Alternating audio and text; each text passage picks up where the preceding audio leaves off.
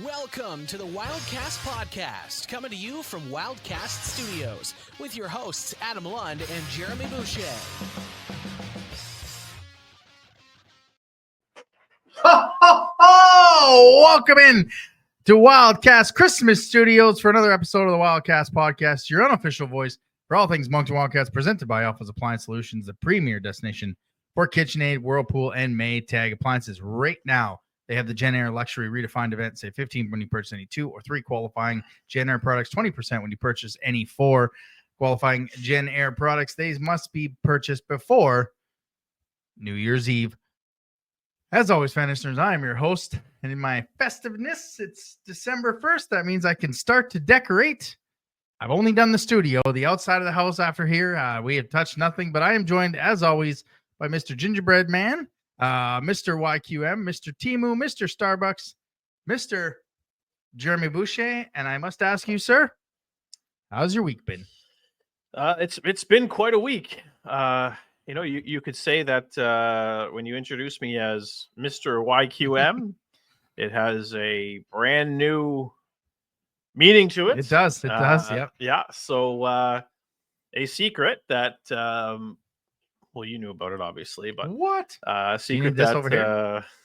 You need one of these? What's that?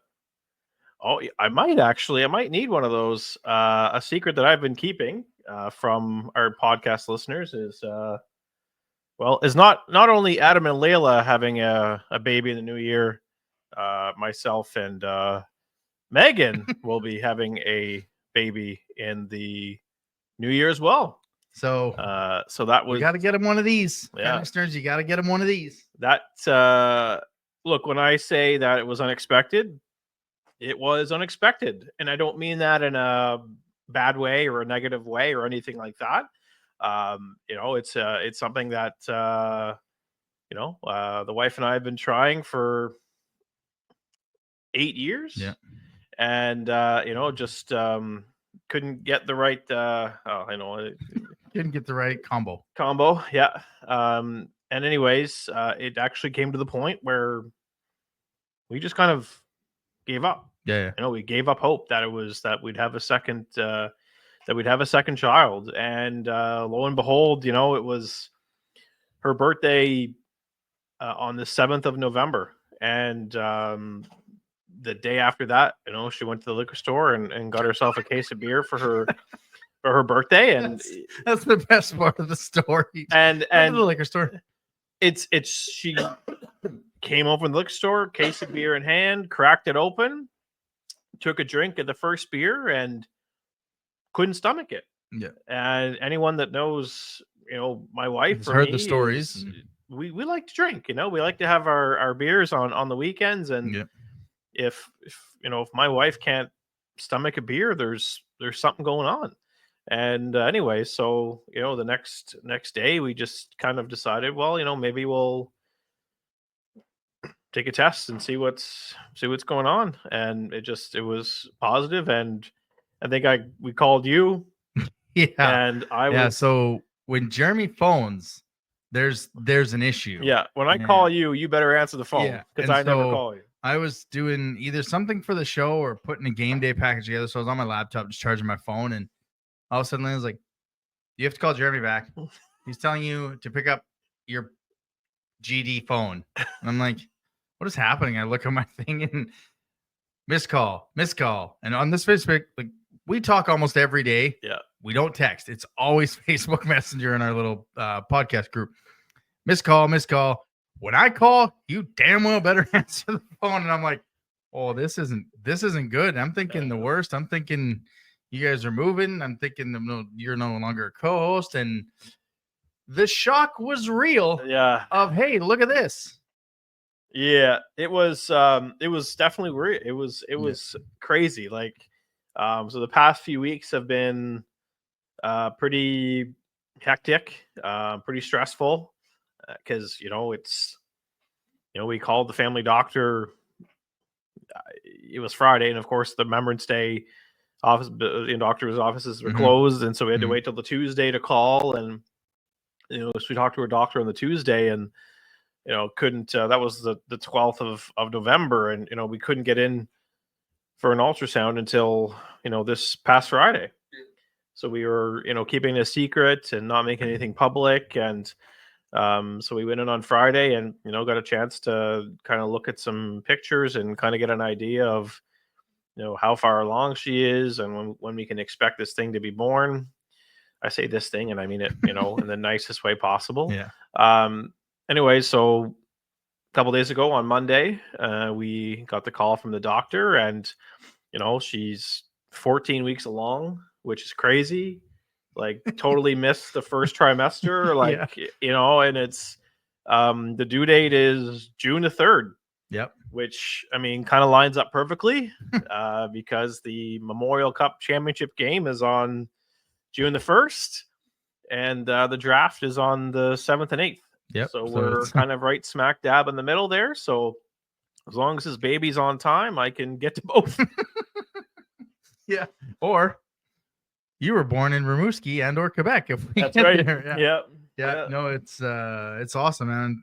Like, I'm pumped for you guys. Yeah. It's funny. You're gonna find out what you're having, right? Yeah. So we're probably, the 20-week ultrasound won't be till probably the mid to end of January. Right. So so this might actually transform into a girl dad podcast. Yeah, like it could. We or just two old dudes raising kids. Yeah. Like this could be a hockey, and then we shut the hockey off, get that ready to go, and then spend 40 minutes talking about diapers and how much kids we got and pissed and shit on. And, yeah.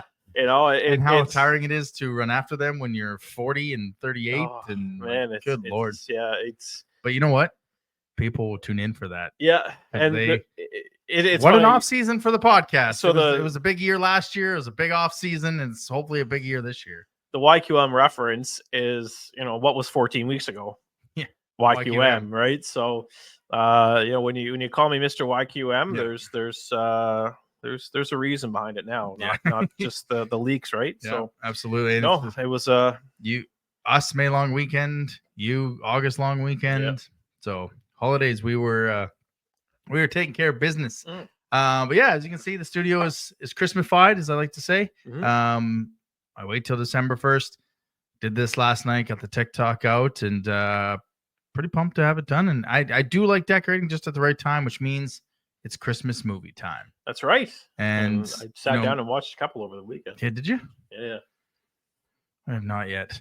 Oh, I got Christmas Home Alone 2. I watched Christmas with the Cranks. Yeah. Some Jack Frost.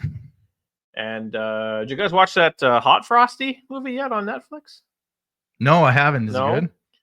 It is extremely cheesy. I would imagine. It's filmed in Brockville, Ontario, which I did not know about. Oh, really? Yeah.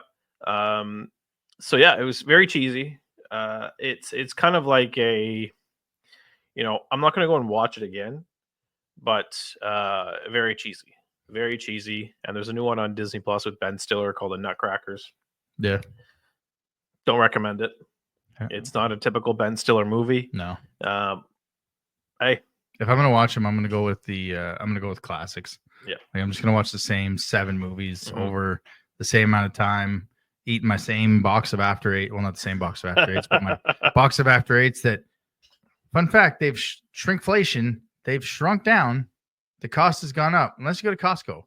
So a small box right now at most stores is like $7.99. You can go to Costco and get 5 of them for $15. Ridiculous. And I did smash those in the month of November, so 5 boxes of them.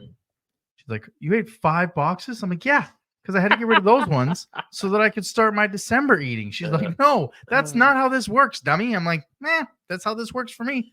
Thanksgiving was over the weekend in the States, which means we got no Hell's Kitchen, no TV shows really at all. That's right. Because of all that. I kept watching for it, but it didn't come up on my PVR. Did you start your Christmas shopping? Because you were behind. Did you get some Black Friday, Cyber Monday deals? That's going to be talked about in the Stick Tap of the Week. Oh, God. So we should probably, I think I'm just going to start asking you, hey, Jeremy, do you have a Stick Tap of the Week? Yes. What is it? Okay, then I won't bring it up. Do you get the rest of your Timo stuff? No, I think I got lost in transit. It's really weird. Yeah, Yeah. It's really weird. It said it was arrived in Moncton, then returned to sender. So I'm not even going to worry about it. No, it's once Timo loses it, she gone. Yeah. Yeah. So no real Hell's Kitchen updates. But are you gonna go to the big concert? Are you gonna go to the big concert? Avril Lavigne and Fifi Dobson. So I saw your message, and I'm a little annoyed that band isn't coming up here. Yeah. It is kind of annoying because it seems like they're going on the American dates, but not the Canadian dates. So like at Moncton and Halifax, we have Fifi Dobson opening, obviously Chris's cousin. Yeah, obviously for Avril Lavigne. Yeah, but a week later in Bangor, Simple Plan. So it's like all the American dates have Simple Plan. Yeah.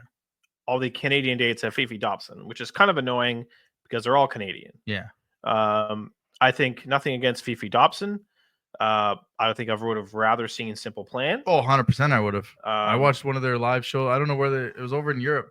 Those live concerts you get on YouTube. Watch their whole set. Every song, it would have been like Creed. I know every song. Oh yeah. 100%. They just play the hits. They don't play anything. And just give me that. That's but no, it's a good. I mean, good show. You could make the argument that they're bringing back somebody to the Avenir Center that they had a year and a half ago, but it's Avril Lavigne. Yeah, she puts on an incredible show. Yeah, and then she came with like not Machine Gun Kelly, but like her rapper husband who. Yeah, something like that. And you didn't really know. I think she was promoting an album. Now I think she's just playing the hits, like the anniversary tour. Which bands are like, oh, people that have adult money now want to spend money to see songs that they heard on Much Music. There's money in that. We should do that. Yeah. So I might make an appearance. We'll see. I know tickets go on sale this Friday. Yeah. And don't think I'll be buying them this Friday, but if Santa Claus brings me some that'd be some nice. money, maybe I'll buy some in the new year. All right. Well, as always, don't forget you can follow us on all the social medias: Twitter, Moncton Wildcast, Instagram, Wildcast Podcast, TikTok, Wildcast Podcast as well. Here on YouTube, please don't forget to like and smash the subscribe button. Lets us know you like what we're doing, and click that bell so you don't miss any podcast post games, whether they come on at like 8, 9 o'clock, or I forget and put them on at midnight. They'll be there at least the day of the game. So not much news to go through. So we've got not much news, and we've got a guest coming, so we're trying to shrink this down. No quick questions. So if you think Adam and I were busy, wait till you hear this bit. Wait till you see we have as a guest. Yeah, that's gonna mess some people up, and I'm here for it. All right, let's get some. No, it's not Ron Jeremy. News and notes from around the queue. News and notes presented by Integrity Lawn Care. There's not much lawn care left as we're into winter, but you can pre-purchase packages, get set for the 2025 spring.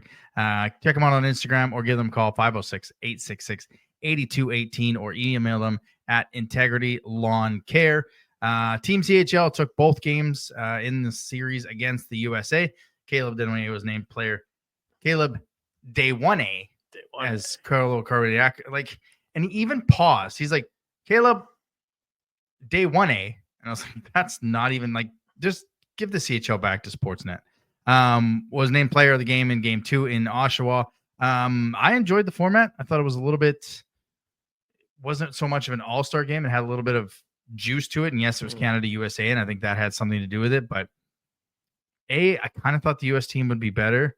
B, if you're going to wear bird cages, you don't need to get into scrums with these guys every single time on the ice. Like, the CHL guys are probably just laughing at them because they're in bird cages. It just didn't seem like they were the same competition. I would have preferred if it was actually best on best. Yeah. Best on best, we would have James Haggins on Team USA and Logan. I think his last name's Hessler. He's with the University of Minnesota. I mean, to me, that would have been best on best. Some of these U.S. players weren't even ranked, with Craig Button. So it's difficult to really put how am I going to say this? Put it into, I just don't know if I really like the concept. I like the concept of it. Love the concept of it. But I like it much better than the Prospects game itself. But I do want to see best on best. Yeah. And I think that's the only thing that was missing from this event, were the top American prospect. And I think we might get that maybe next year Mm-hmm. now that the USA has seen what this is and seen how the game went. But yeah, I enjoyed it more than the prospects game where it's like 2-1 and they're not really playing against each other, not really playing hard. I know I was talking to Tozer on this event and where it's going to go next year, if it's going to go down to the States, like CHL teams in the States, or come up to Canada. He seems to think it'll follow the Memorial Cup. So Saginaw had it last year in the OHL. 2 OHL cities had it. Next year it'll be back in the queue because Rimouski hosts the Memorial Cup, so it'll be back in the queue. And then in 2026, which leads into what I'm about to talk about, the 2026 Memorial Cup has been announced. It will be in the city of Kelowna. Brandon, Kelowna, Lethbridge, Medicine Hat, and Spokane were on the CHL selection committee. Kelowna was supposed to host it in 2020 when we were winning the Memorial Cup. So they were kind of, I guess, owed a Memorial Cup. But as I put out on Twitter, it's just a mistake for me. Like, this is just the CHL getting it wrong again. They got it wrong here. Not because we were owed or anything like that, but because they had to go to Quebec because it's been so long. You go on cycles. You go on junior hockey cycles. And from what I've heard, like, Kelowna's got a lot to work, like some work to do, like Rimouski had.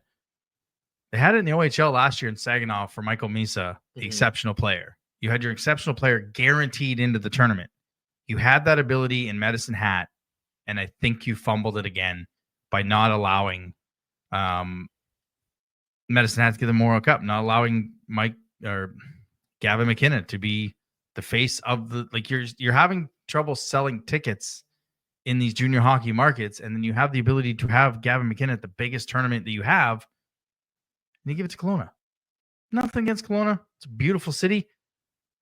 The rink's not out in the middle of nowhere like it is in Medicine Hat, but like that, I just don't understand that decision. For me, I think that's a fail that you gave it back to Kelowna, and I think Medicine Hat they were building towards hosting the Memorial Cup with Gavin McKinnon his 19-year-old year before he played in the NHL, and I think now you've got the rampant suspicion of, will he even play in Medicine Hat anymore, or will he go NCAA? Because you know schools are going to be calling for him. Yeah, I was just going to say that. It very well could be that maybe they heard through the grapevine that he just doesn't plan on playing junior hockey next year. Yeah, that's true. It's there's rumblings that he's already in conversations with some U.S. colleges and possibly even went on tours of some U.S. colleges. So, you're right. Probably Medicine Hat's got the easier way to put together a roster, but at the same time, it's not all roster, right? There is a selection. There's criteria that the selection committee needs to look over and make a decision. There's venue. There's like you said, it's Kelowna's rink is downtown. Yep. Right. So you have that flexibility of being able to have events for fans closer to the rink. Yeah, Medicine Hat is not. Yeah, rather than being outside of town like Medicine Hat, it's not all roster. Yep. And there's there's hotel approximate locations of restaurants and hotels and everything like this. Like, it all gets into a pot, and that's how the selection committee makes their decision. It's there's tons of reasons, and one of the reasons could be maybe they heard that Gavin McKenna wasn't going to be in the CHL next year, and if that's the case, then you really don't have a star to put in the tournament. Yeah, you're right, and that's there are many factors other than just roster, but you look at it off the top, and you're just like, why? And I think a lot of people in the WHL were surprised by that. Team Canada announced its invites. I think a lot of this roster invite is not who's there, but who's not there. Yep. 2 players from the queue, Matthew Catafor from Rimouski and Ethan Gauthier from Drummondville. So again, like I mentioned to you a couple times, this is going to be a very weird but yet steady trade deadline, because we're not going to be waiting for 3 pieces to fall. Yeah. Because we don't have to wait for Gautier's not getting dealt. Catafor's not getting dealt. Some from Pekarchak aren't getting dealt for Germany and Slovakia. So really we're only potentially waiting on Matejko. That's so all the other trades can happen. But I saved a couple things on our Twitter there. Zane Pekarik, Calgary prospect, not there. Carter Yamachuk from Ottawa, not there. Bennett Seneca from Anaheim, not there. Yeah. TJ Ginla, not there. Like Liam Greentree, Zane Perrick, Michael Hage. Like if this team struggles to score goals, yeah, ouch. yeah, You know, like there's some goal scorers that have been. And it's left not like they're off in the this. NHL and you think they're not going to make. Like you think they're not going to be there. They're playing in the CHL. Mm-hmm. And do you notice that Bradley Nadeau's on that list? That made the team or made the selection camp? No, I didn't. Did he? So keep an eye on that for after January. Did he make? Yeah, he was invited. So keep an eye on that one for. See a forward? Yeah, potentially Rimouski bound after depending on whether he makes the team or not. He could be Weird, on the way to the I missed him. I missed him on that on that list that they have on the CHL website. But keep an eye on that one. I saved a tweet there. The Western Hockey Scout at Peter __ Hughes at the Hockey Canada 2025 World Junior Rejects team. Oh, the rejects team. Iginla, Misa, Greentree, Lardis, Hag, Seneca, Finet, Denouillet, Charbonneau, Boisvert, Bear, and Battaglia. Poirier as the 13th forward. Chadwick, Pekarik, Miskey, Yamchuk, Morelli, Moran, Smith, and Muse. Like that's a pretty good team. Like that team would probably compete for gold. And then Gardner, Wutzke, and Ravensbergen in net. Yeah, like that's a. You could have a Canada A and Canada B. Right? Yeah, it's just the way this tournament is, and that's kind of the. I mean, you're always going to point out the names that aren't on the list, but a lot of them are able to be on the team next year. So it's not like they're completely off the radar. Yeah, it's a 19-year-old tournament, but the one that shocks me the most is draft eligible defenseman Matthew Schaefer is there over a Zane Perrick or a Carter Yakimchuk. Or more locally here, a Ten Morin or a Dylan McKinnon, right? It's that one is question mark for me. So yeah, that's the only one that's really kind of and it's you know what I mean.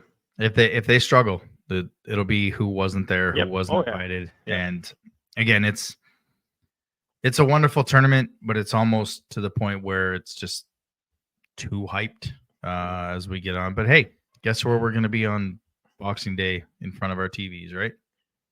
And if I can stay awake, I mean, I'm sure I can. It's going to be the World Juniors. So well, they're in Ottawa. It's not that bad. We'll be playing at 8:00 every night. Okay, that works. Yeah, you're right. Yeah, it's not like it's 3-4 a.m. I also struggle staying awake past first periods of some games here. So. Super pumped to have a kid and have to get up early because I'm the opposite. I'm good to stay up, but those early morning feedings, it's gonna be adjustment. All right, let's get to some teams of the week here. The Q team of the week: Jonathan Fauchon of the Armada, 2 games played, 4 goals, 2 assists. Jeremy Minville from Gatineau, 3 goals, 4 assists in the 3 games. Saw 2 of those here. Jacob Mathieu from Rimouski, 2 games, 4 goals, and 1 assist. Jeremy Dumais-Laroche from Gatineau, 3 games, 1 goal, 3 assists. And Emile Perron from Bathurst, 2 goals, 4 assists. And Donald Hickey, love that photo. Not just your stock stand-up photo, like the pose and everything for Charlottetown. 2-0 and a 9.31 save percentage and 2 goals against average, which means your player of the week is Jonathan Fauchon of the Armada. 2 games played, 4 goals, and 2 assists. Let's get to your team of the week, sir. Hey, let's get to your team of the week. What do we got? I love to hear. All right, so starting in nets from Schwinnigan, Owen Bresson, that he recently signed after the NCAA rule change, recorded his first shutout on Saturday. Oh, nice. But still ended up taking the loss as the Cataracts lost 1-0 to Baie-Comeau in a shootout. Oh, that's tough. On defense, Ty Higgins has a whopping 99 shots on goal as a defenseman through 26 games, which is like 3 or 4 shots a game. That's impressive. So that was quite the little stat that I found. And then followed by our own Etienne Morin, of course, for now being tied for the franchise record for points by a Wildcats defenseman. Props to the Wildcats for being on top. Yeah, of they that. were on the ball on that They one. were. I thought we were trying to keep that secret we were ourselves. keeping that here, under but- wraps so we could bring that up, and then all of a sudden we saw it yesterday, Sunday, and we're just like, oh, well, we get to talk about it now, so that's right. exciting. Yeah. Up front, Julien Paillet from Gatineau, 4 goals and 2 assists for 6 points on the Maritime road trip.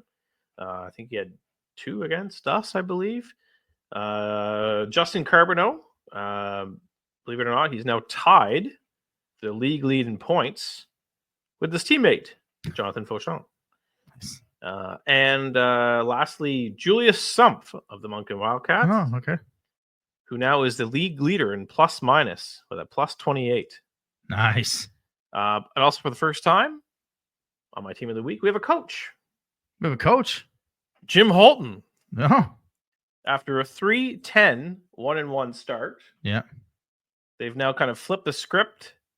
They've won 7 games in November, and they're now like a game under 500. Yeah. 6-4 in their last 10. Yeah. Yeah. So they kind of flipped the script over there on the bridge, and I think they're only a couple points behind the all-in Cape Breton Eagles. They are 3 points behind the all-in Cape Breton Eagles, and it kind of goes back to our excellent team of the week, by the way. Thank you so much. Yeah. Good team of the week. Yep. Kind of goes back to our conversation on what you do with Charlottetown. They're now only 1 point behind Halifax for that coveted 8th spot in the Eastern Conference, and not having to go over into the Western Conference. So, you already talked to a guest?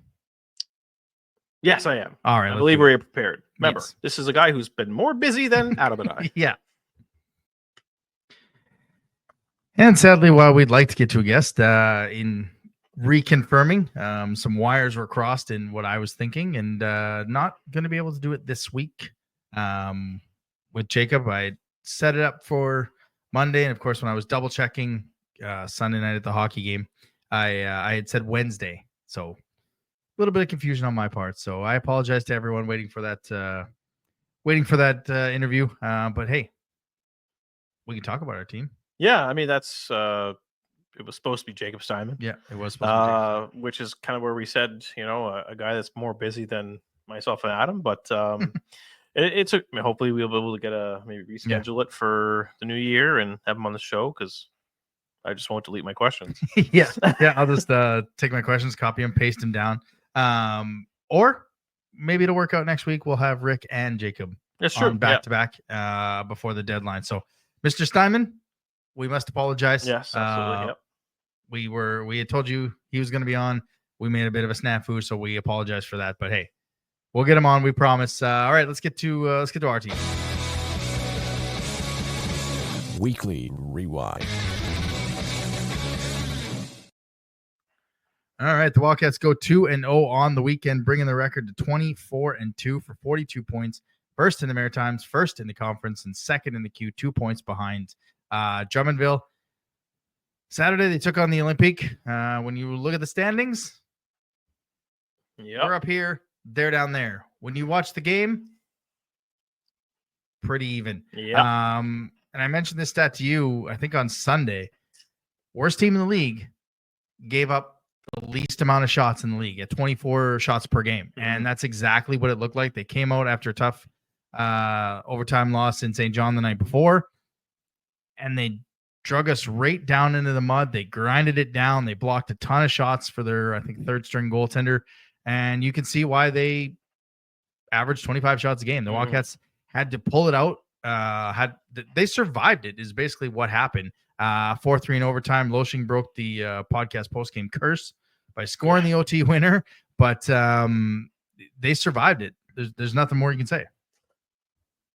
And it just comes back to, when you look at the standings, they always seem to, play down to their opponent. We've seen it against, St. John on more than one occasion, and it's just something that's got to stop.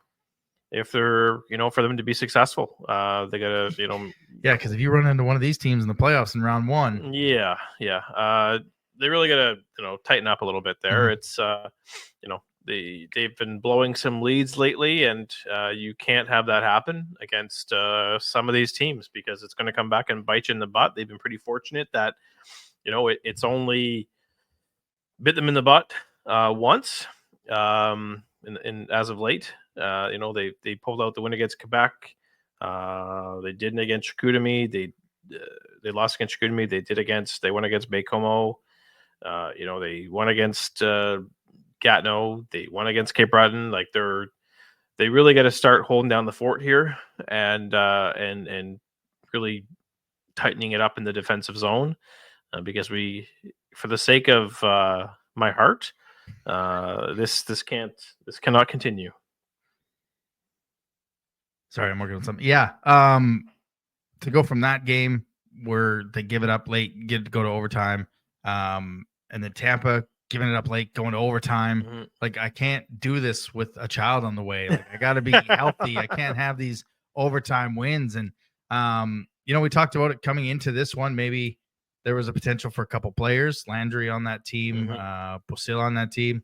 I didn't catch a lot of Beaucil, but Lucas Landry would look awful good as a nice third line forward for us. He was making plays all over the ice. He's a smart player, and he's one of those guys that I'm like, yep, let's put that down on the list for Taylor. That's one of the ones I put down on the list.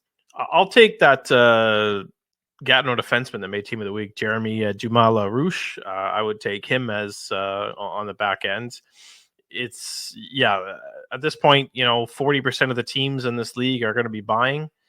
By the time we get to December 14th, that could be 50%. So it's going to be interesting. There's not going to be very many, high-end guys on the market. Mm-hmm. A lot of the high-end guys are on teams that are buying. And it's going to be an interesting, kind of trade period here where, are some teams going to overpay and go get the biggest names available?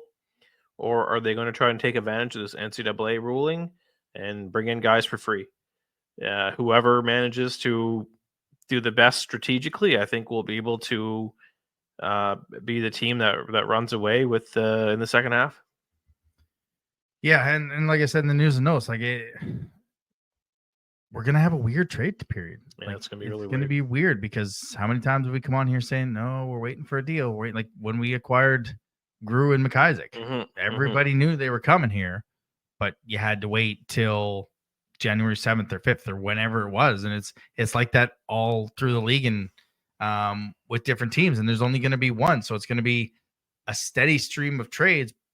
But I don't think they're going to be the big game hunting trades. Yeah. I think they're going to be the bottom six guy here, second pairing defenseman here, maybe a big fish on a couple teams. But like you said, I think about a month ago, maybe 3 weeks ago, all the top scorers are on teams that are going for it. Yep. So, I mean, at this point, like the biggest fish out there might be Jonathan Fauchon, a 20-year-old in Blainville, or an Eric Svateko, a Euro forward who probably an upgrade on 6 of the 7 teams that are considered buying. Yeah.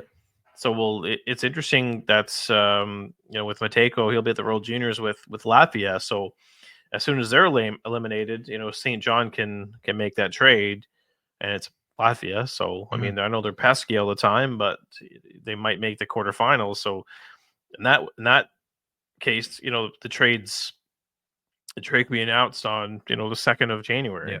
Right. So it is going to be interesting. I think, Fauchon is probably the top name out there. Other than that, I mean, you're looking at 20-year-old goalies. Is there going to be any movement there? Rimouski, are they satisfied with Saint Hilaire? Are they, as a 20-year-old goalie, are they maybe interested in getting a Russo or a Ruccia or a guy like that who can kind of step in and put up better numbers than Saint Hilaire? It's the next the next month and 4 days is going to be extremely interesting. You look at the top 20 scores from the stat sheet I got, and of the top 20 scores, Fauchon, Mile Levine, yeah, that you said at 19, and Jeremy Minville, who's a 20. Mm-hmm. That's it. Everybody else is on Drummondville, Bacomo, Rimouski, Rouen, Moncton, Chicoutimi. Yep. Maybe Justin Cote is an upgrade on a 20. That would Mhm. probably be the other one. So there's 4 names of the top 20 scorers, when usually the top 10 players, 6 of them are going to be on the move somewhere to go for a Memorial Cup. And it's just like, in those deals, we're not going to have to wait for anything. So it won't be like the flurry of trades on the Sunday the 15th and then nothing Christmas break, the flurry of the deals at the end. It might just be a consistent couple days through of trades that you're kind of not expecting for maybe the overpay of lower picks for lower ranked players, I guess is how I phrase that. Mm-hmm. No, you're right. That's why I said I think some teams are going to try to take advantage of the NCAA ruling instead of, blowing the gasket on blowing up their cupboards. Mm-hmm. I think the only team right now who will blow up their cupboards is Cape Breton, because they are all in, Mm-hmm. and there's a league rule where you can only have so many players signed to what's known as a player card. Right. So you can only have 25 player cards signed. That's my understanding of the rule. Mm-hmm. And they're at 24. So in order for them to acquire a player, They got to go in or out.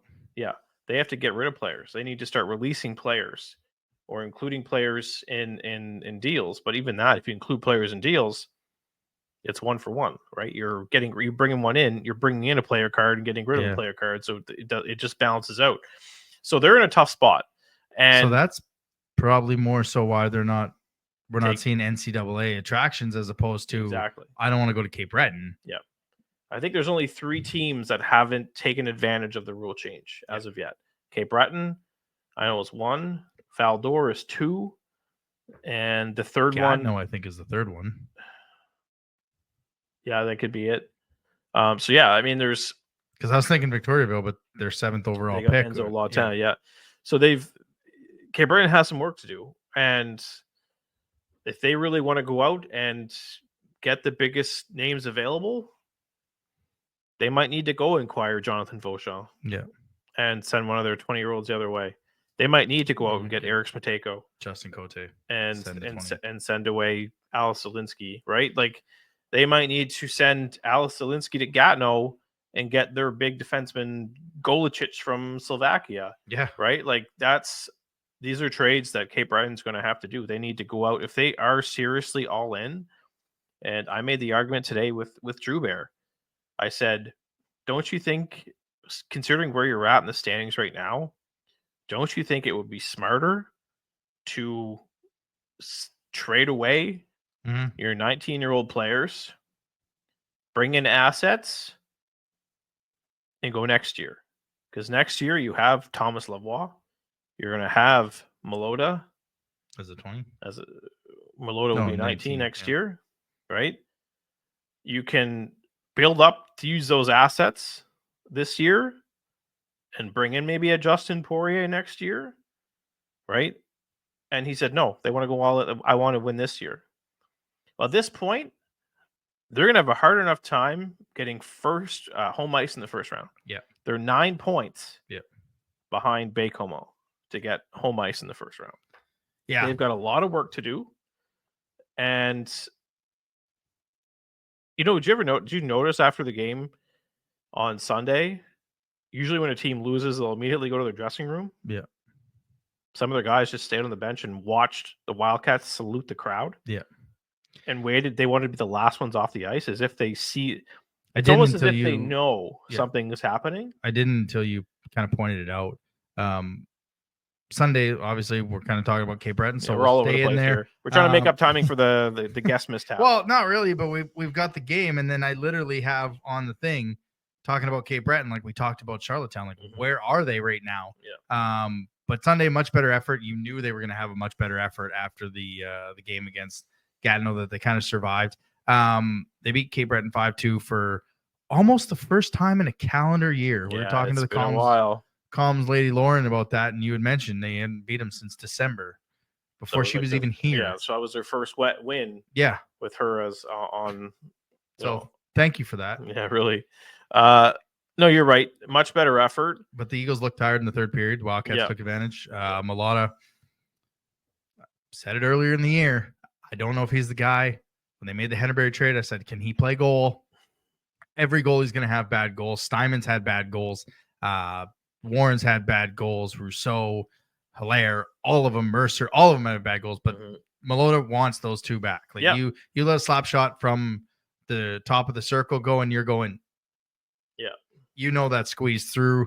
The Samson one, he had no control over. He made a save. It went the other way. There was a wrist shot. And credit Louis Robitaille. He called the timeout. He settled the group down. They got back into it, scoring 2 goals right away. And again, almost getting to a 3-0 lead. Maybe when you get to 3, keep the foot on the gas to get to 4, and we'll be okay. Yeah. It's the 3 that's getting to us. But yeah, a weird schedule for Cape Breton. They're 3-3, and what did Drew Bear said? They had to go 8-4. Yeah. And I figured it out after they got off the road trip. They had to go 6-1, and they went 1-2. Yeah. So I did see that they were there, and I think. I mean, do you have thoughts on the game before? Thoughts on the game. I mean, I think I jokingly sent a message to our analytics guy there, Etienne Rouleau. Find us some players in this league that are productive in the second period. Yeah, because that seems to be our trend. Our downfall right now is the lack of productivity in the second period. That's when these teams are mounting their comebacks against us. Mm-hmm. Third period seems to be statistically our best period. We need to be good, for 60 minutes. Yeah. Right.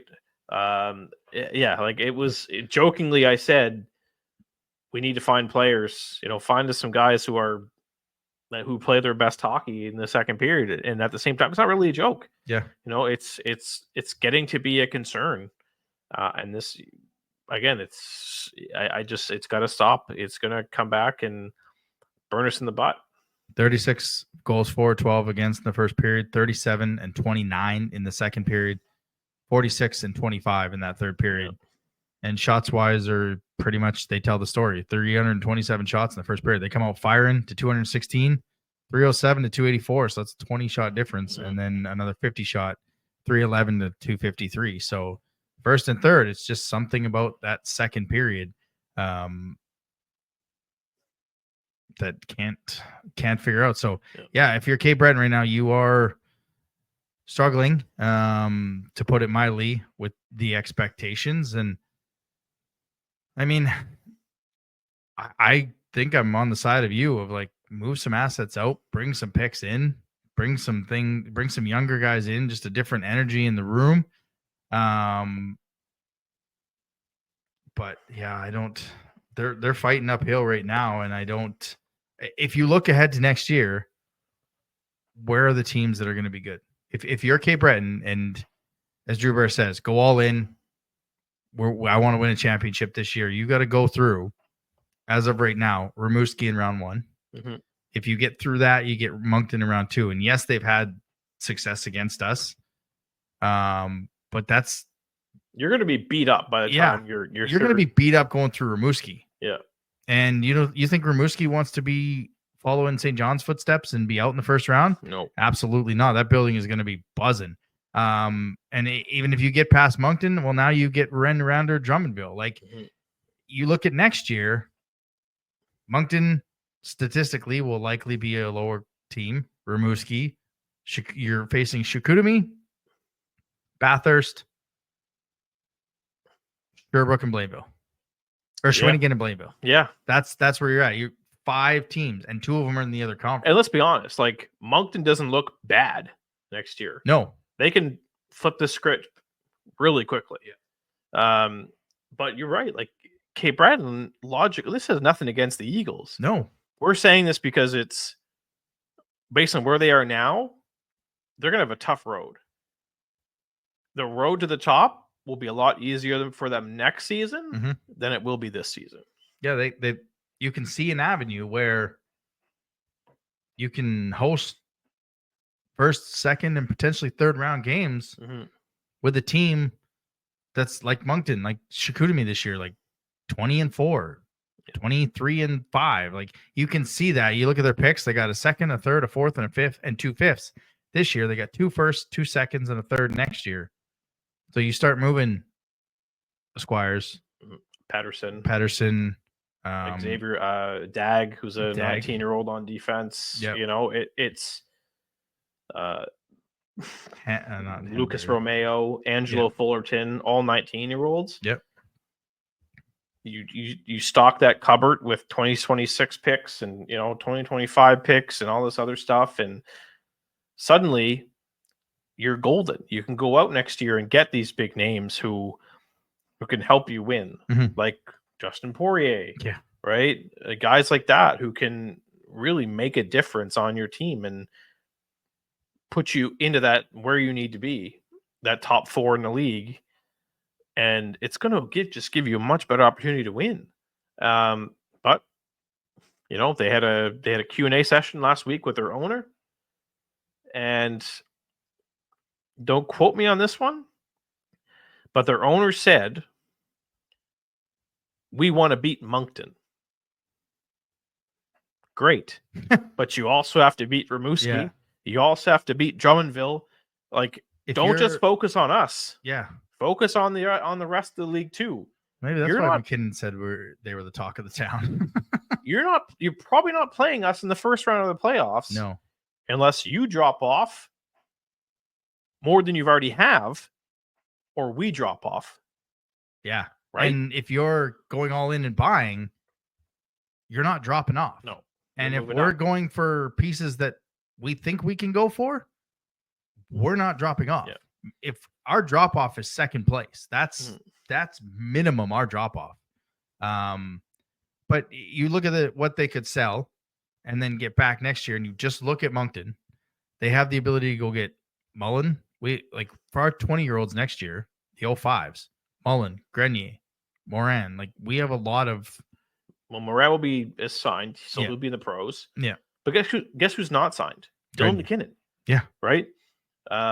Which should be signed.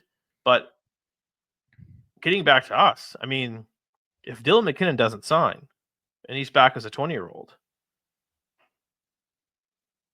we're right there. Lavon McKinnon is a top pair. Yep. That's a bruising defense that you have when you are one of 5 teams in the league that have the ability. Yeah.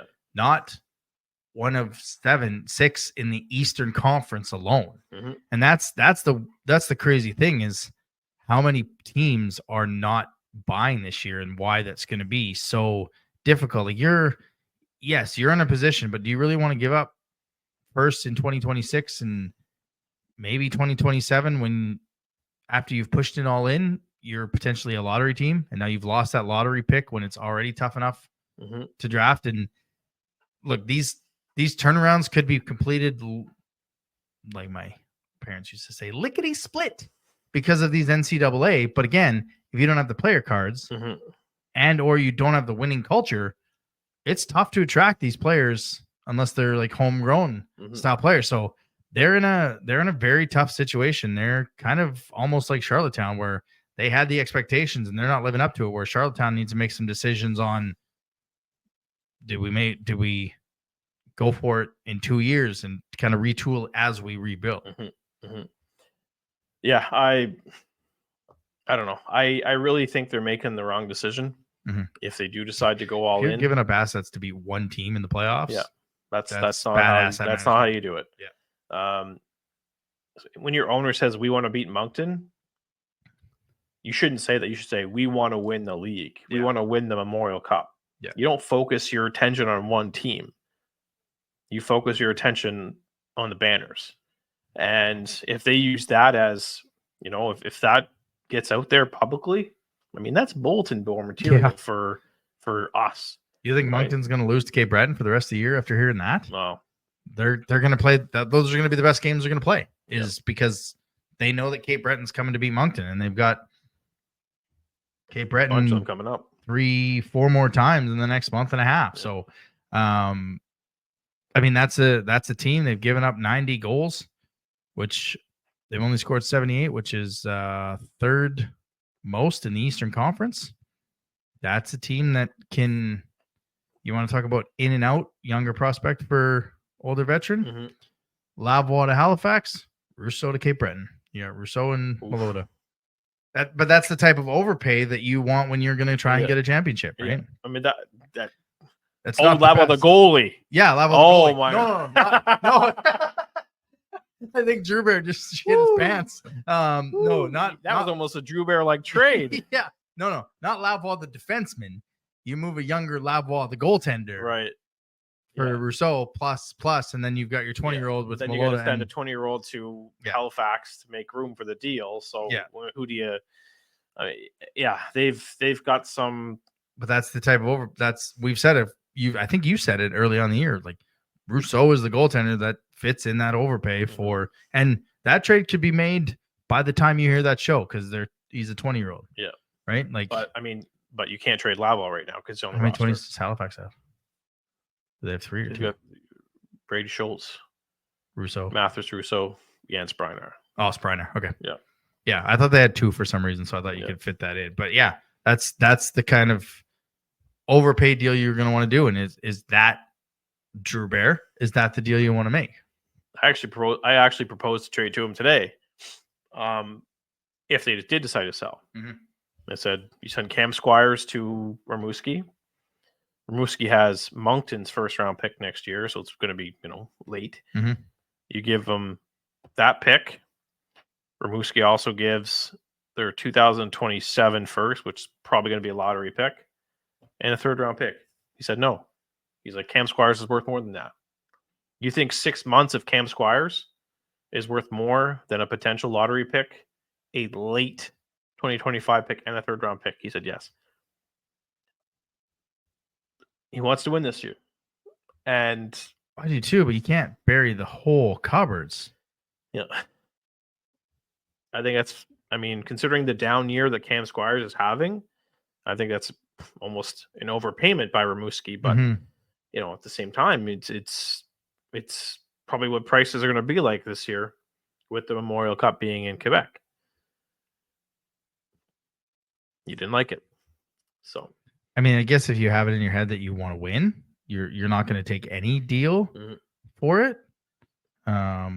You could even say, so you said a first in 2027. So Rimouski has Moncton's 2025 first, right?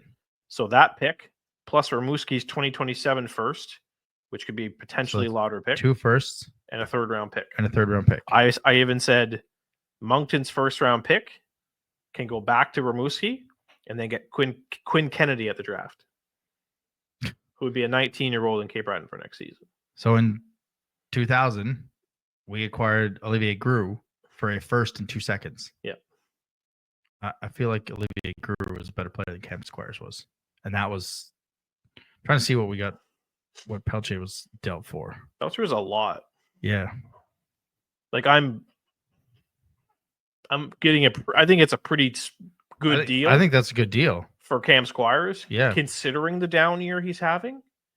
But he said no. He's like, I want to win this year. Pelche was a 1st in 2020, 2021, a 5th in 2020, a 2nd in 2022, and Kluche. Yeah. So that was a haul. But that Ben Olivier Groux deal is kind of like you're getting. But that also turned into Elliot Desnoyers. Yeah. Or Zachary Leroux. Right? So but you're getting Quinn Kennedy in Halifax next season and Cape Breton next season. Yeah. Which I mean, it's why wouldn't you? Yeah. I wouldn't mind Luke Patterson on our team for the second half. No, absolutely not.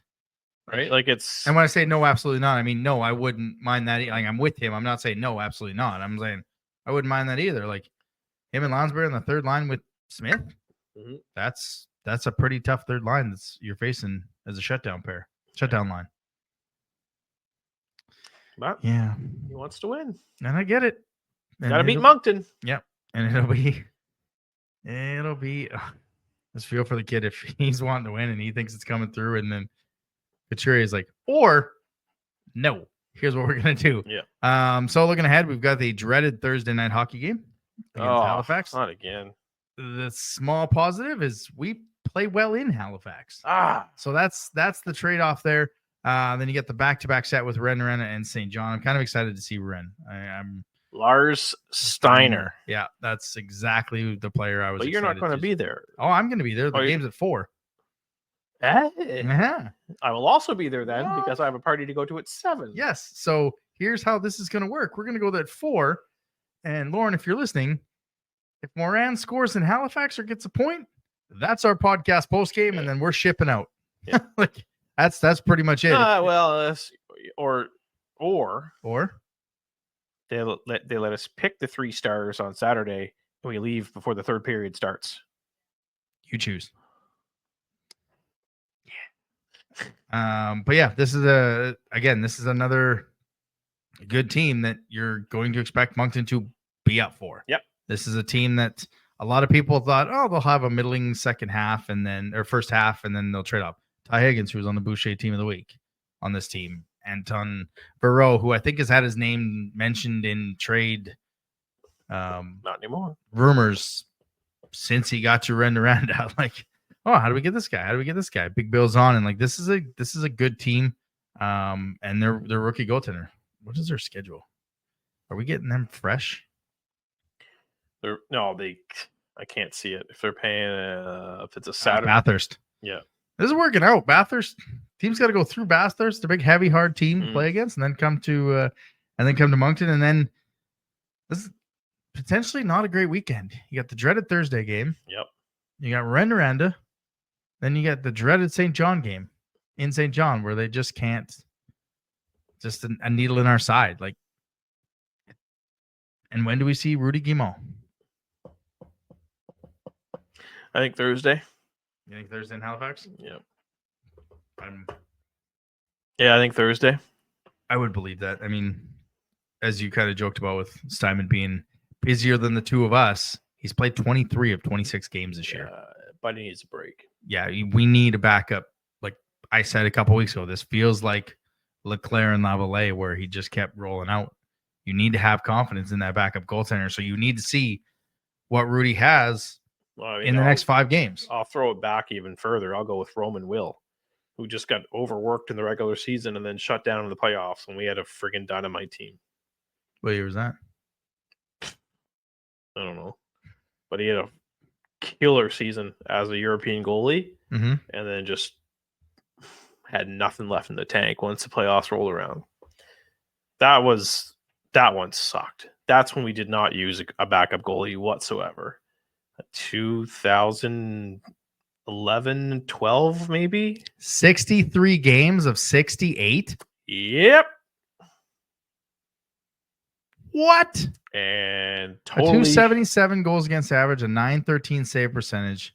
Absolutely dominant regular season. And went from 2 goals a game to 5. In the playoffs. A 9 save percentage to 843. Yeah. No wonder he was a 1 and out. Yep. Wasn't that. He was just a 19-year-old goalie. Yeah. Like he had an absolutely unbelievable regular season, but played way too much, and it killed him. Like we probably would have went much further than they did. I think they were out in the first or second round. Oh, in the first round. First round, yeah. But just totally 4-1 to Lewiston. That's right. Yep. 4-1 victory. Started off hot, and then 4 in a row. 2-1, 4-2, 4-3 in overtime, and 6-1 in the final. Yeah. Just fell apart. That's what you don't want. No, that's 100% what you don't want. So that's why we need. We don't know what's going on. No. Right? Maybe they just want 3 goalies. That's a good team you had. Yeah. Brendan Gormley. Yep. Marek Hravik. Yep. The Saulnier twins. Yep. Yeah. James Melindy. Yeah. Kevin McCausland. Yeah. And fun fact, he didn't even play the game 5. Brandon Thibault played game 5. Yep. Jeez. Yep. Oh, that was the Kirill Cabanov revenge series for Lewiston. Mm-hmm. Who had, that's it, Christopher Lalonde. That's kind of really all they had. Yeah, we don't want that. That was a tough round.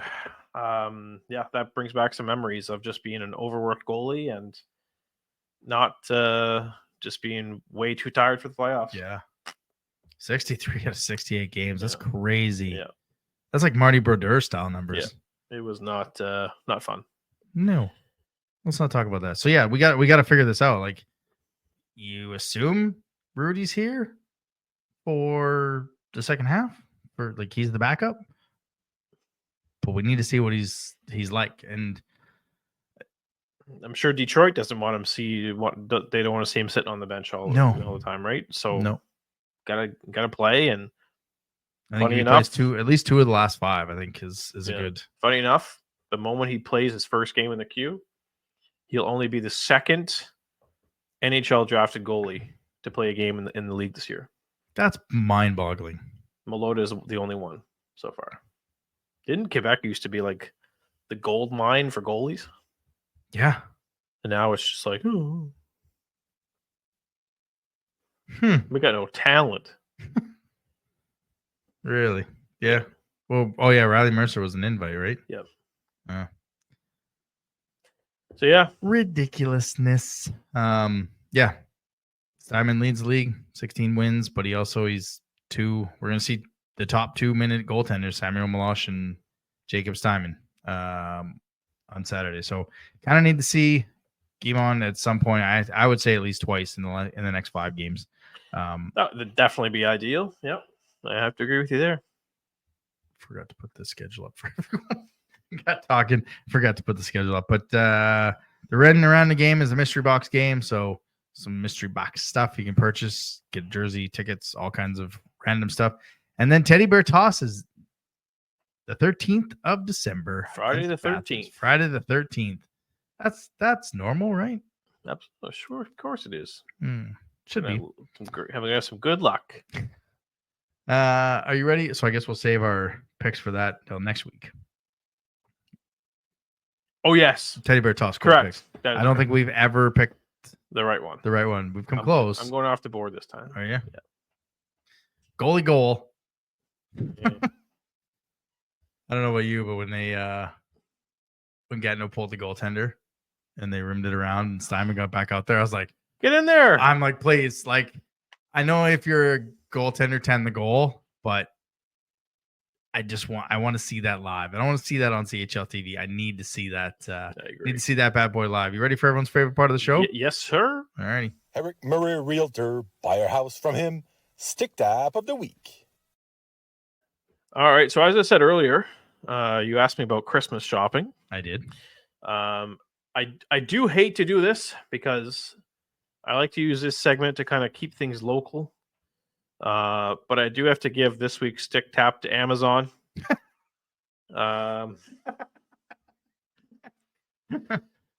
Black Friday for the win. So I discovered an amazing life hack. You sure you want to give it up? For cheapskates like myself. Oh, yeah. You can now finance your purchases on Amazon. Oh, yeah. So I racked up like $1,000 in Christmas gifts. So when you said you were behind last week, you were making up for time. Yeah. So like $1,000 in Christmas gifts, but because I'm financing it, I'm only paying $100 a month for 10 months. Wow. So much easier on the budget. Yeah. Especially with the new one coming. Yeah. This is pretty amazing. Like something I'll probably do every single year now. Obviously there's a credit check involved, so if you have terrible credit, don't do it. I don't want to blow your mind, but Ticketmaster has the same thing. Really? Yeah. Oh, here we go. I don't know if it's in Canada. I think it might just be like shows in the States, but I've seen where you can finance stuff. Oh, that's unreal. But yeah, you don't understand how much weight was lifted off my shoulders when I discovered you could finance your Amazon purchase. So yeah. It's like last year when you found out about Walmart had delivery or grocery delivery or grocery pickup. Yeah, I did that. It was fun. I had no idea. Yeah. But there you go. Like I said, I like to keep things local, but had to go a little bit off the board this week because I'm done my Christmas shopping. You're done? That's it? Sweet. Haven't even started. The Stick Tap of the Week, sponsored by Eric Murray Real Estate with the Remax Avante team. If you're looking to buy or sell a home in the Greater Moncton or surrounding area, make sure to check him out on social media or give him a call at 506-863-8802. All right, and that brings us to the Wildcast Wildcat of the Week, presented by Rosemary, Lynns Massage and Spa right now, who have the 40% off services when you book with Nicole E. Don't forget, they also have a loyalty card. Buy 9 spa services, get 1 free. Call them at 506-830-1224 or stop in at 1224 Mountain Road. First time for a First-timer? back-to-back. No, first time for a back-to-back. Sump pump? The sump pump, yep. Nice. He's got a 6-game point streak now, third longest on the team, and 2 assists against Gatineau. He had a goal and assist against Cape Breton with a howitzer, just a ripper, past Melota. So 4 points on the weekend. Your Wildcast Wildcat of the Week is number 26, Sump Pump, Julius Sump. And that's going to do it for the show. That's going to do it for the show. Again, Wildcats are home this weekend. They got Renda on the Saturday night at 4 o'clock. It's 4 o'clock start time, so don't forget about that. I have noticed that the Quebec teams that come through and they play in 3-on-3. One of the games is at 4 o'clock. 4 or 5, Yeah, so it's not such a 18-hour. Like they actually get some time to rest and recover. The Wildcats are on the road on Thursday and on Sunday. We're going up Sunday. To be determined. All right, there is a bus going up for Sunday. So if you are going on the bus, make sure to get that payment to Tanya. Just message her on how to get that payment to her or bring the money when you go to the bus stop. I believe it is also leaving from the Coliseum. And that's Sunday. I think it leaves at 11 a.m. Really should have asked her before I started this promo. But hey, that's life. And the Teddy Bear Toss. December 13th against Bathurst. And again, we apologize for the No Steinman show today. Wires got crossed, and I apologize to Lauren for crossing those wires. In that, if you are going to the game this weekend and you have the Hometown Rewards member, check your app. There's a promo code from now until December 31st. For Jeremy, I'm Adam. See you next week. Thanks for listening to another episode of the Wildcast podcast. Follow us on social media at Moncton Wildcast.